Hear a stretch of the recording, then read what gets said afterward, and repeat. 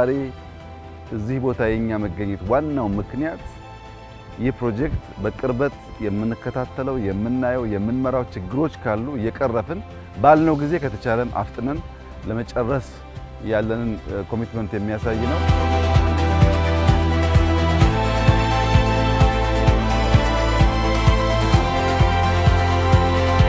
በጣም ደስ የሚል ስራን ያየነው እንግዲህ በዚሁ መልክ የክልሉ መንግስት፣ የፌደራል መንግስት የቅርብ ክትትልና ድጋፍ እያደረጉ እንዲጠናቀቅ ካደረግን በጣም ትልቅ ችግር የሚፈታ ፕሮጀክት ይሆናል የሚል ሙሉ እምነት አለኝ።